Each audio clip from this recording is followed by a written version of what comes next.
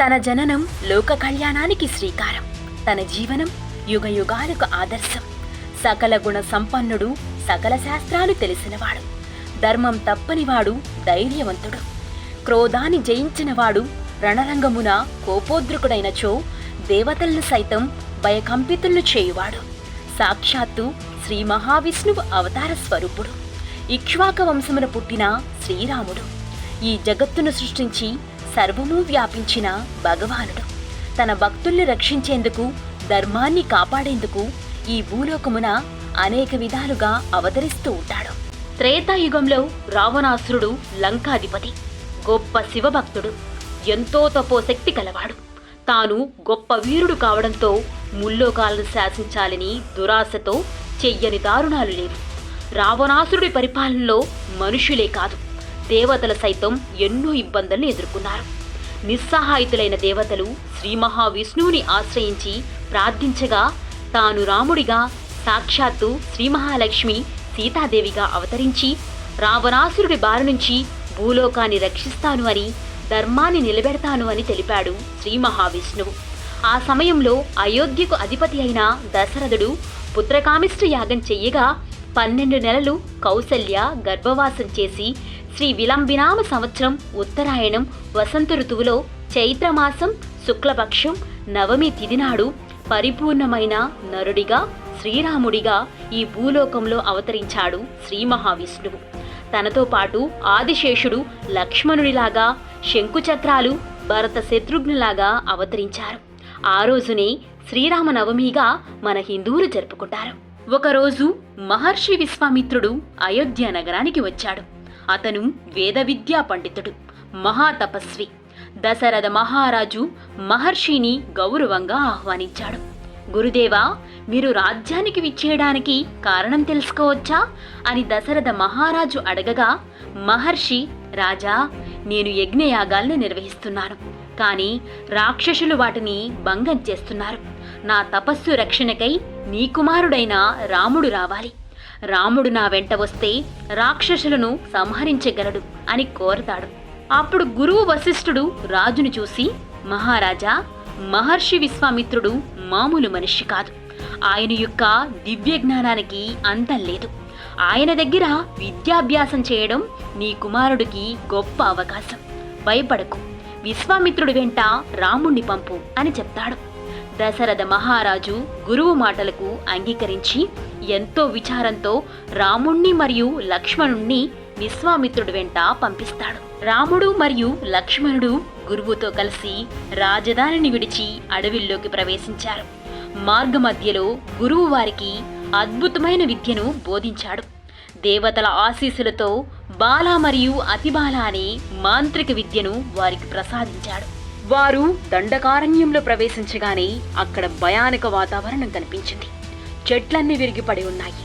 జంతువుల భయంతో పరుగులు పెడుతున్నాయి. అక్కడ ఒక భీకరమైన రాక్షసి ఉంది. అదే తాటకి. దాని శరీరం ఎంతో భీకరంగా ఉండేది. ఎర్రని కళ్లతో మెరుస్తూ భయంకరమైన గర్జన చేస్తూ అడవిని హింసించేది. అక్కడికి వచ్చిన ఋషులు, యోగులు ఆమె భయంతో తపస్సు చేయలేకపోయేవారు. విశ్వామిత్రుడు రాముణ్ణి చూసి, రామా, ఇదే ఆ తాటకి రాక్షసి. ఇది చాలా కాలం ఈ ప్రాంతాన్ని హింసిస్తోంది. ఇది ఎంతో దుష్టమైనది. దీన్ని చూసి దేవతలే భయపడతారు. నీవు ధైర్యంగా ముందుకెళ్ళి ఆ రాక్షసిని సంహరించాలి అని ఆజ్ఞాపించాడు. విశ్వామిత్రుడి ఆజ్ఞను విన్న వెంటనే రాముడు తన ధనుర్బాణాన్ని సిద్ధం చేసుకున్నాడు. లక్ష్మణుడు కూడా అప్రమత్తమయ్యాడు. అదే సమయంలో భీకరమైన తాటకి పెద్ద గర్జన చేస్తూ వారి మీదకి దూసుకొచ్చింది. ఆమె పిడికిలతో నేలను బలంగా కొట్టింది. భూమి కంపించిపోయింది. రాముడు తన విల్లును ఎత్తి ధైర్యంగా నిలబడి లక్ష్యాన్ని గురి చూశాడు. తాటకి శబ్దంతో చెట్లను విరిచేసింది, రాళ్లను విసిరింది. కాని రాముడు ఏమాత్రము భయపడలేదు. రాముడు తాటకి మధ్య భీకరమైన యుద్ధం జరిగింది. చివరికి రాముడు తన అమోఘమైన బాణాన్ని ప్రయోగించాడు. ఆ బాణం తాటకి శరీరాన్ని చీల్చుకుంటూ పోయి ఆమెని కింద పడేసింది. భయంకరమైన ఆ రాక్షసి చివరికి రాముడి చేతుల్లో సంహరించబడింది. అంతటి గొప్ప యోధుడు, ధైర్యవంతుడు మన రామచంద్రుడు. తన తొలి విజయం సాధించి గురువు విశ్వామిత్రుడి ఆశీస్సులు అందుకున్నాడు. తాటకీ వధ అనంతరం విశ్వామిత్ర మహర్షి రాముణ్ణి చూసి ఎంతో గర్విస్తాడు. రామా, నీ ధైర్యం, పరాక్రమం నాకు ఎంతో ఆనందాన్నిచ్చాయి. నువ్వు ధర్మానికి నిలయమవుతావు. ఇప్పుడు మన ప్రయాణం మిథులా నగరానికి. జనక మహారాజు అక్కడ మహాయజ్ఞాన్ని నిర్వహిస్తున్నాడు. ఆ యజ్ఞంలో నీకొక అద్భుతమైన బహుమతి లభిస్తోంది అని అంటాడు. రాముడు, లక్ష్మణుడు గురువు ఆజ్ఞను శిరసావహించి ఆనందంగా ముందుకు సాగారు. కొన్ని రోజుల ప్రయాణం అనంతరం వారు మిథులా నగరానికి చేరుకున్నారు. నగరమంతా ఆనందంతో నిండిపోయి ఉంది. అక్కడ జనక మహారాజు గొప్ప యజ్ఞాన్ని నిర్వహిస్తున్నాడు. విశ్వామిత్రుణ్ణి నగరానికి ఆహ్వానిస్తూ జనక మహారాజు, గురుదేవా, మీ రాక నా యజ్ఞాన్ని పవిత్రం చేసింది. ఈ యువకులు ఎవరు అని ప్రశ్నించాడు. విశ్వామిత్రుడు నవ్వుతూ, మహారాజా, వీరు దశరథ మహారాజు కుమారుడు రాముడు మరియు లక్ష్మణుడు. రామచంద్రుడు అయోధ్య యువరాజు. ఇతడు పరాక్రమశాలి, ధైర్యవంతుడు. త్వరలోనే ఈ యజ్ఞంలో నీకొక అద్భుతమైన విషయం తెలుస్తోంది అని చెప్తాడు. జనక మహారాజు తన కూతురు సీతాదేవికి వరుణ్ణి ఎంపిక చేసేందుకు ఒక అపూర్వమైన స్వయంవరం నిర్వహించాడు.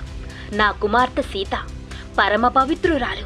ఆమె చిన్నతనం నుండే పరాక్రమాన్ని ప్రదర్శించింది. బాల్యంలోనే ఆమె శివధనస్సుని కదిల్చింది. అందువల్ల ఈ శివధనస్సును ఎత్తగలిగిన వారే ఆమెను వరించగలరు అని జనక మహారాజు ప్రకటించాడు. ఆ సమయంలో విశ్వామిత్రుడు రాముణ్ణి చూస్తూ, రామా, సమయమాసన్నమైంది, ముందుకు వెళ్ళు అని ఆజ్ఞాపించాడు.